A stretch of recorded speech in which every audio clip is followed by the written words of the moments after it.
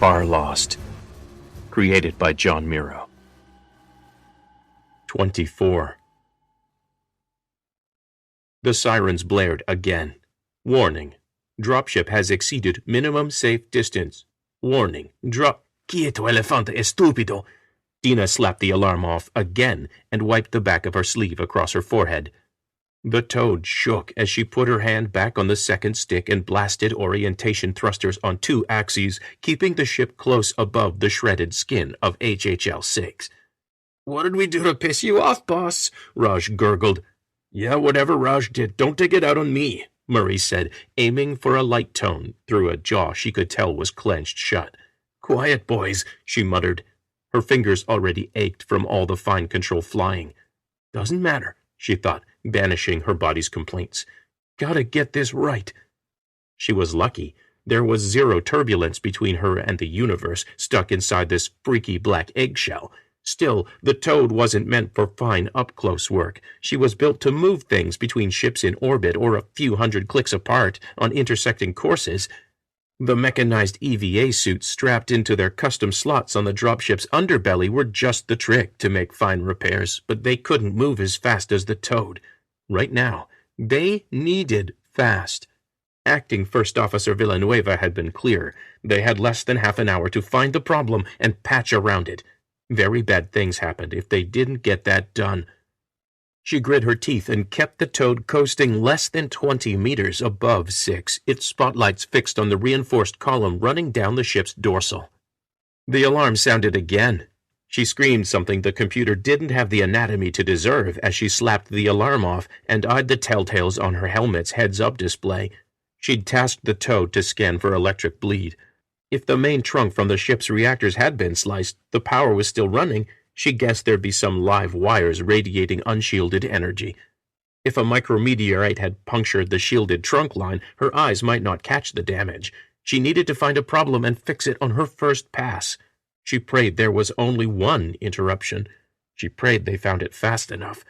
She prayed they could patch it with the limited supplies the toad carried. Otherwise... She wiped sweat from her eyes again. She blinked away the salty sting and leaned forward, staring out the cockpit. She had the toad flying over HHL-6 at a 90-degree angle, nose closest to the ship's surface. That would give her the best eyeball view. It let most of its cameras on the sides, front, and underbelly spy for signs of damage, and it would let her drop Murray and Raj's mechs as fast as possible. So far, all she saw was amorphous blobs of emergency sealant foam, frozen in bizarre shapes through the dozens of tanks that made up the outside of HHL-6. She'd had to dodge a few, too. Looking down at all the damage, it really was a miracle the ship was still in one piece, she thought. "Anything!" she shouted in frustration. "Are you guys seeing anything?" Her words died in her throat. No one spoke. But the spotlights on Murray and Raj's mech suits converged with hers and disappeared inside a gaping black maw. With a trembling hand, she targeted either side of the huge hole and clicked buttons on her control stick. The image was scanned, and statistics trailed across her screen. 2/3 of an entire tank was simply gone. Light sparked at the far end of the devastation. Dina tapped for a reading. 61 meters of ship had been torn away, and the power trunk with it. "CNC, we've found our first damage site. Stand by." She swiped the feed from her front camera into the open channel to CNC and ignored Nav Officer Okoro's verbal acknowledgement. "Raj, release in 15. Countdown begins." She tapped a sequence across her bottom left screen. "Tethered descent." Murray started laughing over Raj's acknowledgement. "What?" the other mech pilot snapped. One of the exterior cameras from Murray's mech was framed in yellow on a monitor tasked for sharing data between the dropship and both mechs. The image zoomed in on the far side. Murray chuckled again. "There's a light at the end of the tunnel." Dina and Raj both cracked up. It wasn't that funny, but their strained nerves craved any release, and he was right. The actinic blue sparks were proof that this was the only patch job they needed to get the lights on and the oxygen flowing. Dina cut her mic when she couldn't kill a case of the giggles that threatened to turn into tears of release. Crying and giggling would mess with her badass mama chica image. They'd worked out what would happen next before boarding the Toad. Murray's mech held one end of the replacement cable, and as soon as he secured himself to the hull, beside the closest undamaged access panel on the power line, she would traverse the damage and drop Raj, who had the reel secured to his suit, beside the first powered access panel on the far side. She looked at the timer at the top right of her HUD. 21 minutes before reserve power failed. She did some math in her head and took in her first deep breath since sitting in the Toad's cockpit. 5 minutes to secure their mechs. Another 5 to mate the replacement cable. They could do this, with time to spare. The weight of the world lifted off her shoulders and looked for someone else to crush. "Down and secure," Murray called. The tip of her tongue stuck out of Dina's mouth a moment later as she goosed the thrusters to make up for the imbalance losing his mass caused. She saw the telltale for his umbilical blink to indicate he was clear, and she began reeling it in. She was already thrusting over the hole, watching her cameras to ensure there was no strain on the power line stretching between Murray's suit and the Toad. She grinned at Raj's bleat of panic and began the final countdown for his mech's descent. For all Raj's theatrics, he stuck the landing and clasped one of his mech's several mechanical arms to the railing of the access panel. Like the pro that he was, he had the panel open and was at work splicing the replacement cable into the main trunk before Dina had pulled her craft back to a saner distance from the hull. She laughed and swiped at her forehead again. She thought of the dog.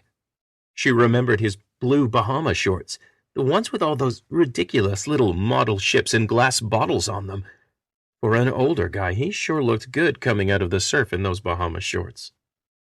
She waited, tallying the reserves in the Toad's tanks and checking in with the CNC. Suddenly, Okora was on the line with her, telling her something in a tight, barely controlled voice, something about reserve power failing. At that exact moment, Raj and Murray were cross-talking on another channel, and then there was light. Many lights. Running lights, sensor pad lights, airlock controls, and bright lights seeping out from portholes that made the ship glow. There was cheering on the line to CNC, and she was screaming too. "Get your trunks out, Doc!" She wiped at her face again, this time smearing water away from her eyes. A background hiss and Raj's voice filled the cockpit. "Hate to tell you, boss, worst kept secret on board." She laughed and cried again, digging for something suitably smart-ass to say in reply, when the blackness went away. She wedged her eyes shut, turning away from HHL-6, its surface now stabbing in her eyes like hundreds of flashlights. Her cockpit reacted quickly, dimming the incoming range of light, and Dina, shaken, looked again. The world glowed bright. Dina stared over the back of HHL-6. A planet hung there. No, not a planet. A mountain in space. Massive spikes hurled up, unclouded by atmosphere. And diamonds glittered all around it. No, not diamonds. Her mind accepted the truth slowly. Ships. Hundreds of specimens of glittering metal, all unlike anything she'd ever seen, but all clearly twisted, melted, or malformed, broken. Raj and Murray were screaming, asking Dina if she saw it too. She couldn't respond, couldn't unfreeze her brain. Her eyes moved from ship to ship. She craned her head, looking up through the Toad's transparent cockpit. All the chaos around her was still, she realized, as if the world around her was a trick, a freeze-frame screenshot of some action movie overlaid on her canopy window. Massive shards of metal had been frozen in place between the ugly mountain thing and another ship, one Dina could barely see when she lifted herself to look all the way behind and up. This ship, more familiar than any of the others. She almost recognized its lines, but wondered at iridescent colors and what looked like scales of some huge animal across the bow and underbelly. This ship was not so broken, but close to becoming so. When the universe returned to full speed, the leftover bones of some long-dead ship would overtake the craft overhead. A shiver ran down her spine, and she slapped her restraints free, taking her hands off both control sticks and floating overhead. The shiver ran down her back again.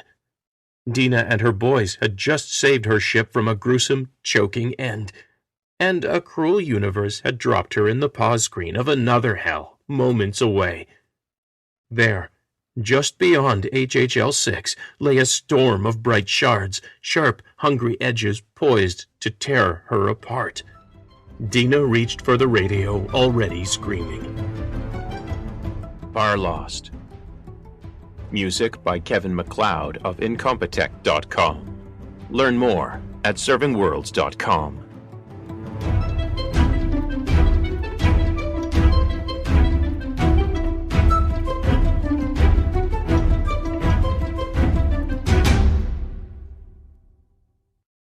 Hi, this is John Miro. If you're enjoying Farlost, please consider visiting patreon.com, patreon.com/servingworlds, and lend your support.